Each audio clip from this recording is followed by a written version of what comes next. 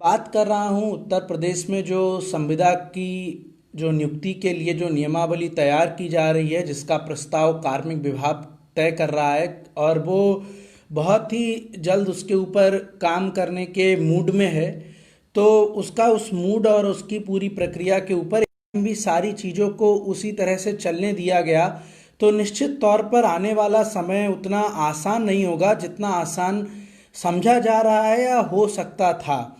ये एक सरकारी विभाग समूह खा एवं गा के पदों पर नियुक्ति ब्रैकेट में संविदा पर एवं विनियमितीकरण नियमावली 2020 लेकर आ रहे हैं और उस नियमावली का प्रस्ताव कार्मिक विभाग उत्तर प्रदेश सरकार का तय कर रहा है। और उस प्रस्ताव में उत्तर प्रदेश सरकार 5 साल पर संविदा पर रखने की बात कर रही है। अब ये केवल 5 साल संविदा पर रखने की बात होती तो एक बार को सोचा भी जाता कि चलिए आपने परमानेंट नहीं किया, 5 साल तक परीक्षा काल चल रहा है। उसके बाद इन्होंने क्या है कि उसमें वेतन और भत्ते भी नहीं दिए जाएंगे। चलिए एक बार को मान सकते थे कि वित्तीय आपात देश में आया हुआ है, जीडीपी गिरी जा रही है, पैसा सरकार के पास नहीं होगा, ठीक है। आप कह रहे हैं कि उनकी योग्यता का परीक्षण बार बार किया जाएगा हर 6 महीने में। भाई पहले से ही इतने मानक लगे हुए हैं, उसके बाद आप नए नए मानक लेकर आ रहे हैं। इन मानकों में 5 जो मुख्य मानक हैं इन्होंने MKPI नाम दिया है, कहा है कि मेजरेबल की परफॉर्मेंस इंडिकेटर। अब ये मेजरेबल की परफॉर्मेंस इंडिकेटर क्या क्या है? एक तो उपस्थिति है, चलो बहुत अच्छी बात है। पहले भी जब कर्मचारी उपस्थित नहीं होता था तो आप उसके ऊपर कार्रवाई करते थे, ठीक है। कंप्यूटर दक्षता की बात आती है तो जहां पर कंप्यूटर की जरूरत होगी वहां पर आदमी कंप्यूटर का काम करेगा, तभी काम कर पाएगा। फिर उन्होंने मानक कार्य कहा है, चलो वो भी बहुत अच्छी बात है, मानक कार्य होना चाहिए। इनका कहना है आदमी बीमार उमार पड़ जाए तो उसके 20 अंक काट लो उसमें। यार एक बात बताओ, तुम्हारा कर्मचारी तुम्हें सेवा दे रहा है और वो बीमार हो गया तो उसके 20 अंक काट के तुम उसे नौकरी से बाहर खड़ा कर दोगे? मतलब वो तो सोचो कि आखिर इंसानियत कहीं बची है तुम्हारे अंदर। तुम कोई भी नियम कानून लगा के और कुछ भी करने की तरफ बढ़ चले हो, तो ये तो बड़ा अजीब सी चीज है। और पांचवा और अंतिम जो मुद्दा है वो है समयबद्धता और विवाद। ये बहुत महत्वपूर्ण है। समयबद्धता तो चलिए समझ सकते हैं, विवाद विवाद मतलब अगर आप बीमार हैं और आपका 20 अंक काटा गया, आप गए अपने अधिकारी के पास, आपने कहा मालिक हम बीमार हो गए तो थोड़ा 20 अंक हमारे काहे काट लिए? कहेगा अरे विवाद कर रहे हो, 20 और कटेंगे, ठीक है। कंप्यूटर पे कुछ थोड़ी बहुत कमी हो गई, उनने 20 अंक पहले काट लिए थे, तुमने कहा कि साहब वो थोड़ी सी कमी थी, उतना वो ठीक कर देते, हम सही कर लाएंगे अभी। बोले अरे फिर से तू विवाद कर रहा है, तेरे 20 अंक और कटेंगे। तो ऐसे तो 20 अंक कटते रहेंगे। मतलब गुलामी करना शुरू करना इनका मुख्य उद्देश्य है। ये चाहते हैं कि जब सरकारी कर्मचारी कोई आदमी आए तो पहले उसे 5 साल गुलामी में लगा करके रखो। अब कोई आदमी 4.5 साल पर पहुंच गया, उसकी अंतिम छमाही बची हुई है, उस अंतिम छमाही पर उसे क्या नहीं करना पड़ेगा अपनी नौकरी को परमानेंट करने के लिए, वो सभी को पता ही है क्या स्थिति बनी हुई है। बात आती है कि भ्रष्टाचार तुम्हारी सरकार में कोई रुका नहीं है भाई साहब। ऐसा तो है नहीं कि भ्रष्टाचार रुका हुआ है, हर आदमी हर तरफ खुशहाल है कि कोई भ्रष्टाचार ही नहीं है। भ्रष्टाचार अपने चरम पर है। गांव से छोटे से लेवल से लेकर के गांव से लेकर के राज्य स्तर तक भ्रष्टाचार के अलग अलग मुद्दे समय समय पर निकल कर आते हैं। वो बात अलग है कि मीडिया और खबरें जो हैं वो फोटो लगा के तुम्हारा नहीं चला सकती हैं। वो ये लिखती हैं कि अमुक जगह की मतलब पहले होता था, चाहे वो अखिलेश यादव हो चाहे मायावती हो, तो ये होता था कि माया के डीएम भ्रष्ट हैं या अखिलेश के डीएम भ्रष्ट हैं। अब उनकी दम तो है नहीं कि वो लिख पाए योगी जी के डीएम भ्रष्ट हैं, क्योंकि चाटुकारिता की अलग सीमा पे तो वो लिखते हैं कि वो यहाँ अमुक जिले के डीएम भ्रष्ट हैं। तो परिवर्तन आया है, इसको ये नहीं कह सकते कि भ्रष्टाचार तुमने रोक दिया, तुमने कुछ नहीं रोका, सब ऐसा ही था। और अब ये संविदा के नया स्तर लेकर आए हो कि संविदा पर चीजों को ला करके लोगों का शोषण शुरू किया जाए। तो निश्चित तौर पर, और लोग कहेंगे भाई कोरोना का काल चल रहा है, इस टाइम पर विरोध नहीं। अरे विरोध नहीं तो नीतिगत फैसले भी ना लिए जाएं। अगर कोरोना का टाइम चल रहा है, क्या है लोकतंत्र? क्या है लोकतंत्र? ही तो है सरकार जो जनता के द्वारा चुनी जाएगी वो कुछ नीतियां बनाएगी, वो नीतियां जनता के मध्य आएंगी, जनता उनका समर्थन या विरोध करेगी और उन समर्थन या विरोध के आधार पर ही उन नीतियों का भविष्य क्या होगा ये तय होगा। अब जनता कमरों में बंद है, घरों में बंद है। आप ऐसे समय पे आप भी नीतिगत फैसले मत लो। क्यों नीतिगत फैसले ले रहे हो कि ला करके कुछ भी अपना खूब जो भी करना है, चाहे फिर वो लोगों के जनहित के कार्य करो, चाहे जीडीपी को सुधारने के ऊपर काम करो, रोजगार दो लोगों को, कुछ भी करो। ऐसा नीतिगत फैसला आप बना दोगे जिस नीतिगत फैसले के दूरगामी प्रभाव होने जा रहे हैं। और 1 साल 2 साल नहीं, 21 साल लगते हैं साहब ग्रेजुएशन करने में। 6 से 14 साल की उम्र है कक्षा 1 में से 8 तक की, 6 साल पे आदमी कक्षा 1 में पहुंचता है आज के टाइम पर। और जब वो 21 साल का होता है तब वो ग्रेजुएशन करता है। अब मान लो उसकी उस दिन लग गई समूह की नौकरी, अब वो 4.5 साल संविदा पे नौकरी किया, अचानक से उसने मेहनत कर ली, तैयारी कर ली, समूह पे लग गई, अब उसे 5 साल और करना होगा संविदा पे। मतलब वो जो पिछला 4.5 साल था, या हो सकता है 6 साल नौकरी कर लिया उसके बाद समूह पे लगी हो, तो वो फिर से संविदा कर्मी बन जाएगा, फिर से वो संविदा के ऊपर आ जाएगा, फिर से उसकी जो स्टेबिलिटी थी वो चली जाएगी। मतलब प्रोग्रेस को आप चाहते हैं जीरो हो जाए, प्रोग्रेस को आप बढ़ने नहीं देना चाहते हैं, आदमी कुंठित होकर के फंसा रह जाए। केवल इतनी चीजों तक आप बच्चे को सीमित करना चाहते हैं। इन्होंने तर्क दिया कल अखबारों के माध्यम से, जैसा कि दक्षता, कर्तव्य परायणता और देशभक्ति की जांच करना चाहते हैं। अमा यार तुम हो कौन देशभक्ति का सर्टिफिकेट लिए घूम रहे हो? एक लड़का इलाहाबाद में, लखनऊ में रहकर तैयारी करता है, 2000, 2500, 3000, 4000, 5000 तक के कमरा है, वहां रह करके छोटे से कमरे में बैठकर वो तैयारी करता है। 10 परीक्षाओं के फॉर्म भरता है तब किसी एक का प्री निकलता है, उसकी तैयारी करता है तो मेंस निकलता है उसका, उसके बाद सालों साल में उसका रिजल्ट आता है। जाने 2016 के आरओ एआरओ और कौन कौन सी भर्तियों के परीक्षाएं अभी नहीं हो पाई हैं, वो तुम्हारे शासनकाल में नहीं हो पाई। 2017, 18, 19 में इतनी परीक्षाएं, उनके रिजल्ट नहीं आ पाए। लोअर पीसीएस का रिजल्ट 9 महीने में दे पाए। कितनी 24-25 भर्तियां यूपी ट्रिपल एससी आयोग में तुम्हारी फंसी पड़ी हैं, उनका रिजल्ट नहीं है। किसी में रिजल्ट है तो किसी में शारीरिक परीक्षण बचा है, किसी में कुछ बचा है, वो पूरी नहीं हो पा रही और उसके बावजूद वो बगावत नहीं करता है साहब। और तुम उसकी देशभक्ति पर शक करते हो कि वो देशभक्त नहीं है।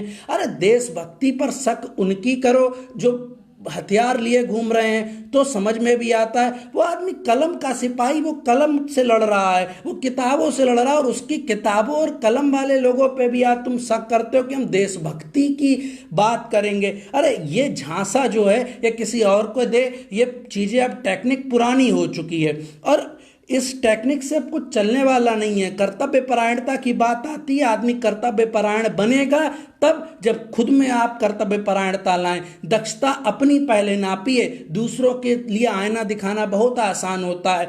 एक आदमी प्रतियोगी परीक्षा निकालता है और प्रतियोगी परीक्षा निकालने के बाद ही वो वहां पर पहुंचता है। अब आप योग्यता का परीक्षण करेंगे, 5 साल तक आदमी आपकी नजर में अगर योग्य है तो वो 6ठे साल योग्य रहेगा। इसका क्या? ऐसे तो तुम जिंदगी भर परीक्षा कराते रहो, एक एंडलेस प्रोसेस बना दो, हमेशा के लिए इसी तरह से चलता रहे कि प्रतियोगी प्रतियोगी प्रतियोगी परीक्षार्थी है, अब उसकी योग्यता का परीक्षण करना है। तो योग्यता का परीक्षण अगर तुम्हें करना ही है तो करते रहो इसी तरह से। लेकिन साहब याद रखो, संविदा को वापस ले लो। दूसरा, नौकरी आदमी मेहनत करता है उसको तनख्वाह दो, वो फ्री की तनख्वाह नहीं ले रहा है। तुमने किस किस को बाहर रखा? पीसीएस को, ठीक है, तुमने पीपीएस जो पुलिस सर्विसेज उनको बाहर रखा और पीसीएसजे को बाहर रखा। मतलब जो सिपाही, जो कांस्टेबल बेचारा एक लड़का दौड़ धूप करता है, सुबह 4 बजे उठ के दौड़ लगाता है, वो दौड़ लगाने वाले लड़के के लिए भी तुम्हारी नज़र में देशभक्ति में शक नजर आता है तुमको कि उसकी भी देशभक्ति पे भी सवाल खड़ा करते हो।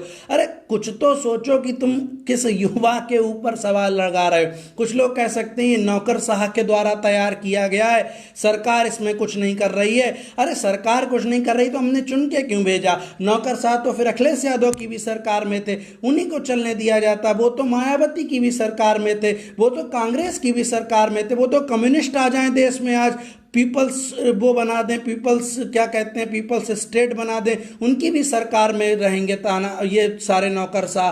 तो उनको लाया जाए। क्यों तुमको लाया गया? क्यों तुमको परिवर्तन लाया गया? क्यों कमल खिलाया गया? जाकर के हमारे वीडियो देख लो, हमने समर्थन में बात कही थी, हमने समर्थन में लिखा था, लेकिन पता नहीं था कि इस तरह की ये स्तर बना दोगे। और ये हमने नहीं, अकेला मैं नहीं हूं, हजारों लाखों लड़का इस समय जो तुम्हारे समर्थन में खड़ा था केवल इसलिए कि वो त्रस्त था भर्ती परीक्षाओं में हो रहे भ्रष्टाचारों से, भर्ती परीक्षा में हो रहे तमाम तरह की धांधली से, पेपर लीक से, गलत पेपर बनने से, अलग अलग तरह के अलग अलग स्तर पर, जातिगत कहीं पर, धर्म आधारित कहीं पर, किसी तरह के अलग अलग तरह के पूर्वाग्रह थे। सबको लगा था कि शायद कुछ परिवर्तन आएगा, लेकिन साहब देखने को क्या मिल रहा है? आज प्रयागराज में कल एक यहाँ पर अभ्यर्थी ने सुसाइड कर लिया, कहीं कोई आवाज़ नहीं, मीडिया में कहीं कुछ नहीं। वो चिल्लाने वाला अर्णव गोस्वामी चीखता है कि पूछता है भारत। अबे अब पूछ तू भाई, अब क्यों नहीं पूछता है भारत? अब देश कहाँ गया? अब भारत नहीं पूछेगा कि उस अभ्यर्थी ने सुसाइड क्यों किया। तुमने एक सुसाइड हुआ उसके ऊपर तो पूरे देश में डिस्कशन हो रहा है, तमाम तरह के न्यूज चैनलों पर डॉक्टरों को बुला बुला के बैठाल कर तुम बात कर रहे हो कि सुसाइड होना चाहिए, नहीं होना चाहिए, कैसे होना चाहिए, क्या होना चाहिए, कोई आदमी डिप्रेशन में क्या होना चाहिए। आज सुसाइड हुआ, आज तुम डिप्रेशन, तुमको याद नहीं आ रहा है? आज तुमको याद नहीं आ रहा है कि वो अभ्यर्थी जो प्रतियोगी अभ्यर्थी है उसके डिप्रेशन का क्या होना चाहिए? वो डिप्रेशन जो यहाँ पर बेड लगातार पड़ता जा रहा है, आदमी देख रहा है पिछले 6 महीने से परीक्षाएं नहीं हो रही हैं, परीक्षाएं हुई तो उनके परिणाम आने की तैयारी नहीं है, कुछ भी नहीं बचा है कहीं किसी स्तर पर, और उसके बावजूद तुम डिस्कस नहीं करोगे आत्महत्या। आज एक आदमी ने, इमाइल दुर्खीम कह के गया, बहुत बड़ा समाजशास्त्री, की समाज में जब बड़े परिवर्तन आते हैं तो लोग आत्महत्याएं करते हैं। हम नहीं, ये समाजशास्त्र की थ्योरी इमाइल दुर्खीम की है। तुम तो पढ़े लिखे लोग हैं, तुम्हारे पास सत्ता में, इसके ऊपर क्यों नहीं कुछ काम करते? तुमको पता है कितना बड़ा सामाजिक परिवर्तन आया है कोविड-19 की वजह से। सीधी सी बात यह है कि जनता ने तुमको चुनकर भेजा, जनमत का दुरुपयोग कर रहे हो। उस बहुमत का, जिस बहुमत को जनता ने आप तक दिया, आप उसका यह सोच रहे हैं कि स्वेच्छाचारी बन जाएंगे, जैसा चाहेंगे वैसे उस जनमत का प्रयोग करेंगे, तो वो बहुत ही गलत स्थिति है। आने वाला समय, आने वाला जो काल होगा, जनता समझ चुकी है। यार देखो, धर्म के नाम पर, जाति के नाम पर आदमी तब खुश होता है जब पेट भरा होता है। रोटी नहीं होगी, कपड़ा नहीं होगा, मकान नहीं होगा, आदमी नहीं सुनेगा। आदमी अपना धर्म, अपनी जाति, अपने तमाम पूर्वाग्रह जो विकसित किए हैं उनको उठा के किनारे रख देगा। आज संविदा पे तुम आदमी को नियुक्त करने जा रहे हो, वो अभ्यर्थी जो पिछले 5-6 साल से एक परीक्षा परिणाम का इंतजार कर रहा था, आज उसे पता तुमने लिखा कि जो पूर्व में चल रही नियुक्तियां उन पर भी लागू होगा। मतलब वो समूह खा समूह गा की किसी भर्ती का पिछले 2.5 साल 3 साल से पेपर दे के बैठा है। 69,000 शिक्षक भर्ती हो गई, लोअर पीसीएस की परीक्षा हो गई, बीडीओ की परीक्षा हो गई। ऐसे तमाम ऐसे अभ्यर्थी हैं जो आज सिलेक्टेड लिस्ट में अपना नाम लिए घूम रहे हैं। उन्हें आज पता चलेगा कि कल तक उन्हें 20,000, 22,000, 25,000, 30,000 रुपए मिलने जा रहे थे। तुम उनको रोक दोगे, कहोगे भाई संविदा के ऊपर कानून लाने जा रहे हैं, तुमको संविदा पे रखा जाएगा, 10,000 रुपए लो, फिक्स पे सिस्टम। कल वो पढ़ रहे थे गुजरात का, वैसा सिस्टम लाने जा रहे हो। देखो, ऐसा अगर पैसा नहीं है तो खुलेआम कह दो हम भाई हम वित्तीय आपात से जूझ रहे हैं, हमारे पास पैसा नहीं बचा है। पैसा नहीं बचा है, आदमी दूसरा आत्मनिर्भर बन जाए, आत्मनिर्भर बन जाए, कुछ अपना छोटा मोटा काम करे। वो हमसे तो अच्छा वो ठेली पकौड़ी वाला जिससे कम से कम प्रधानमंत्री देश का बात कर रहा है। हमारी आवाज़ तो प्रधानमंत्री नहीं सुनने को तैयार है, मुख्यमंत्री नहीं सुनने को तैयार। किसी ने बता दिया डिसलाइक्स को कि ये वो कौन है, अमित मालवीय, उसने कह दिया ये वहाँ क्या कहते हैं इटली के, वो इटली नहीं, इटली नाम आता है, तुर्की के वार्ड्स हैं, वहाँ के लोगों ने किया। अबे यार तुम जाके पढ़ो कमेंट की वो किसने किया है। यही होता है, अंधे हो जाते हैं ना जब, तो दिखता नहीं है। अंधे हो जाते हैं तो जनता नहीं दिखाई देती है, जनता बेवकूफ़ नज़र आती है, और वो बेवकूफ़ जनता फिर से जाएगी, वही जनता फिर वोट डालने जाएगी, वो फिर बूथों में घुसेगी, वो फिर जाके बटन दबाएगी, पर बटन जाकर कमल ही खिलाएगी अब की बार, ये जरूरी नहीं है। इस बात को समझना होगा। और जो जो कार्यकर्ता, जो जो लोग जिन्हें ग्राउंड लेवल पे काम करना होता है भाजपा पे, वो लोग भी इस चीज को समझें कि केवल ये एसी के रूम में बैठ करके फैसला लेने वाले लोगों की जी हुजूरी करोगे तो कल को जनता घेरना शुरू कर देगी। कब तक जी हुजूरी करोगे साहब, कब तक इस भक्ति में पड़े रहोगे? संविदा पर आदमी जो नियुक्ति के लिए तैयार बैठा है, चयन सूची में नाम है, उसके लिए भी तुम यही कानून लाओगे तो निश्चित तौर पर आने वाला समय बहुत खतरनाक और बहुत ज़्यादा भयावह होगा। क्योंकि आम अभ्यर्थी बेचारा क्या करेगा? वो अब कोई आदमी संविदा की नौकरी के लिए तो यहाँ बरेली से चल के प्रयागराज तैयारी करने नहीं जाएगा, वहाँ जा करके 10-12 हज़ार रुपये महीना फूकेगा। वो कल कोई एक बहुत भक्त टाइप इंसान थे, कह रहे थे कि सरकार ने इसलिए फैसला लिया है ताकि लोगों का रुझान सरकारी नौकरी की तरफ कम हो जाए। अच्छा ठीक है, सरकारी नौकरी की तरफ रुझान कम हो जाए तो प्राइवेट में कौन सी नौकरियां रखी हुई हैं ये हमको बता दो। कौन सा प्राइवेट में बहुत नौकरियां बुला बुला के दी जा रही हैं? आत्मनिर्भरता की बात आती है, अरे यार आत्मनिर्भरता, एक बात बताओ, एक आदमी जिसने बीटीसी करी है, ठीक है, बेसिक टीचर सर्टिफिकेट जिसके पास है, जिसका नाम बदल के डीएलएड हो गया है, डिप्लोमा इन एलिमेंट्री एजुकेशन, वो आदमी यार खिलौने बनाएगा अपने? आप बताओ, मजाक की बात कर रहे हो। जैसे हमको प्रशिक्षण मिला होता है खिलौने बनाने का, हम भी खिलौने एक छोटी फैक्ट्री खोल के खिलौना बनाना शुरू कर देते। अब हमको यार पढ़ाने का प्रशिक्षण मिला हुआ है तो पढ़ाएंगे, जाकर पढ़ाने की बात करेंगे। हमको संविदा पे थोड़ी पढ़ाना, हम तो कंपटीशन निकालेंगे, कंपटीशन निकाल के फिर भी संविदा पे रहना है। तो फिर तुम कहोगे स्कूल में जाओ 10,000 वहां पढ़ाओ, 10,000 वहां पढ़ाओ, बात एक ही आ जाएगी। समझने वाला मुद्दा इस समय केवल इतना है कि अगर आज युवा इसका विरोध नहीं करेगा तो कल ये कैबिनेट में प्रस्ताव पारित हो जाएगा, पास हो जाएगा और हमारे ऊपर थोप दिया जाएगा। सड़कों पे उतरोगे तो एसएसएफ का गठन कर दिया गया है, पुलिस को बुला करके लाठी भंजवा दी जाएगी, लॉ एंड ऑर्डर की सिचुएशन और कोविड-19 की बातें की जाएंगी। इसलिए आज इसका हर स्तर पर जहां जहां विरोध कर सकते हैं, ज्ञापन दे सकते हैं, सरकार तक अपनी बात को पहुंचाएं, कैबिनेट के जो मंत्री हैं उन तक जिनकी पहुंच हो, कैबिनेट में कम से कम उन तक पहुंचाएं बात को कि कल आपकी कैबिनेट जब बैठेगी, जब मुख्यमंत्री जी बैठेंगे और कार्मिक विभाग ये प्रस्ताव ला करके रखेगा तो साहब वहां पर कह देना कि इसके लिए लड़के आए थे हमारे सामने और वो विरोध करके गए हैं इसका।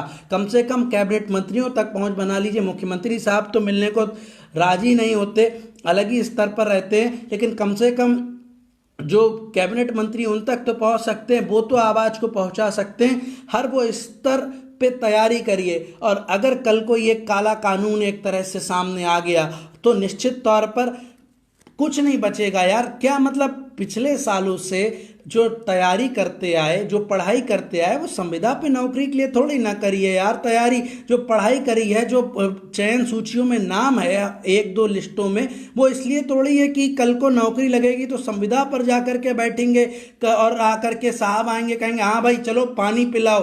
तुम कहो साहब हमारी तो समूह खा की नौकरी है, हम पानी कैसे पिला दें? वो कहेंगे अच्छा तुम्हारे अंदर कर्तव्य निष्ठता नहीं है, अधिकारी पानी मांग रहा है, तुम पानी नहीं पिला सकते हो, छोटे हो जाओगे।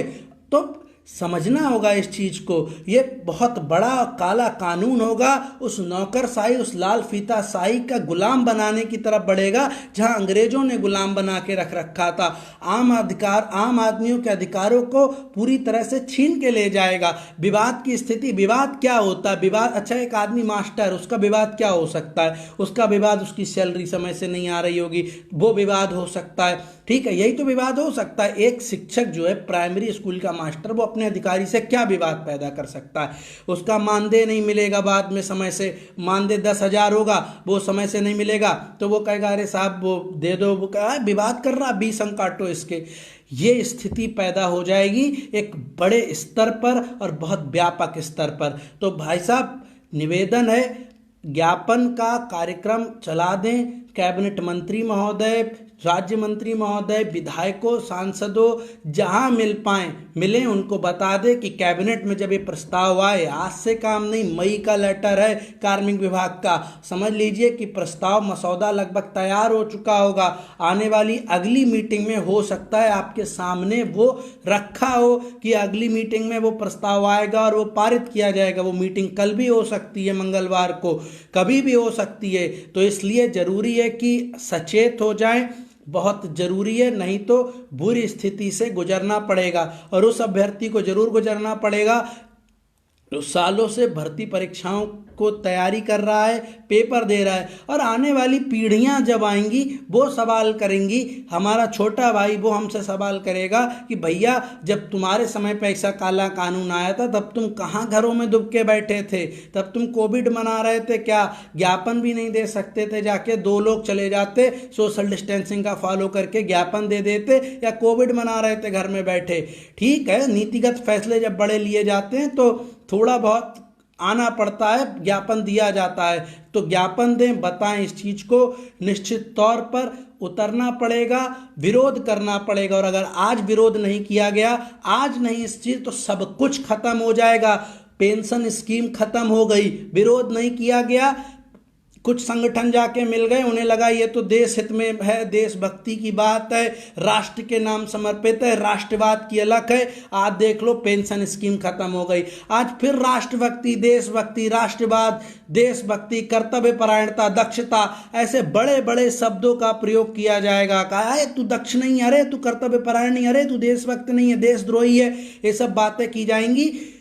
लेकिन साहब रास्ते से हटना नहीं है, लड़ना है, और निश्चित तौर पर इनसे इस समय इसका विरोध करना है। ऐसे प्रस्ताव आएंगे तो उन प्रस्तावों की कापियों की होली जलाई जाएगी, उन प्रस्ताव के कापियों को निश्चित तौर पर सरकार के सामने रखा जाएगा कि साहब इसको वापस ले लो, क्योंकि ये आने वाले भविष्य के लिए बहुत बड़ा खतरा है, बहुत बड़ा एक ऐसा है जिससे कुछ भी पूरी तरह से सब कुछ बर्बाद होने को आ गया है। तो निवेदन है, निश्चित तौर पर अपने अपने स्तर पर जहाँ जहाँ जाकर ज्ञापन दे सकते हैं ज्ञापन दें। मसौदा तैयार हो चुका है, प्रस्ताव तैयार हो चुका है। आने वाला समय हर प्रतियोगी अभ्यर्थी के लिए काला समय होने जा रहा है।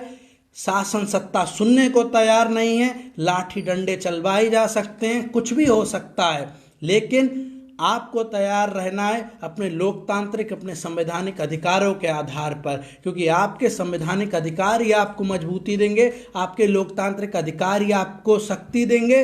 और सत्ता और शासन यार 5 साल के लिए होते हैं, कल को अगर सत्ता बदल गई तो कहीं और नहीं विधान परिषद में बैठे नजर आएंगे आज के मुख्यमंत्री जी, कहीं और नहीं नजर आएंगे। एमएलसी हैं, एमएलए भी नहीं है, जनता का वोट नहीं मिला, ये बात तो सबको पता होगी। जनता के प्रतिनिधि तो थे, तो सांसद थे वहाँ के लिए, यहाँ एमएलसी हैं, एमएलसी विधान परिषद में आएंगे जहाँ पर वो ऐसे वाली कुर्सियाँ लगी हुई हैं गोल घूमने वाली, ये बड़ी बड़ी अच्छी वाली कुर्सियों पर नहीं बैठेंगे अगर चला गया सब कुछ हाथ से। ये बात का डर और भय भी इनको पता रहना चाहिए। ज्ञापन दीजिए, घरों से निकलिए, बताइए जा करके लोगों को, जन जागरूकता फैलाइए, पोस्टर अभियान से लोगों को जागरूकता फैलाइए कि साहब ऐसा होने जा रहा है। वो लोग जो आज समर्थक बने बैठे उनको बताओ, जो अपना बिटिया अपने बेटे को पढ़ा रहे हो, जो तुम सोचते हो कि बिटिया पढ़ लिख जाए, कल को इसकी सरकारी नौकरी लग जाए तो इसका ससुराल में शोषण नहीं होगा, ससुराल वाले से कुछ गलत नहीं कहेंगे, दहेज के लिए प्रताड़ित नहीं करेंगे, तुम्हारी बिटिया की नौकरी संविदा पे लगने जा रही है। इस बारे में जागरूकता फैलाओ जा करके, उन समर्थकों को बताओ जो अंधभक्त बने घूम रहे हैं कि आने वाला समय कितना घोर कलयुग जैसा आने वाला है, जहां पर पूरा काला कानून ऊपर लाद दिया जाएगा। बस इस समय इस बात को निश्चित तौर पर आप तक रखने के लिए आया था। समय है, उस समय का सदुपयोग करें, नहीं तो समय के साथ यही समय बहुत बुरी स्थिति में ले जाएगा और कुछ सामने नहीं बचेगा। जितना भी इसका विरोध कर सकते हैं हर स्तर पर करें। धन्यवाद।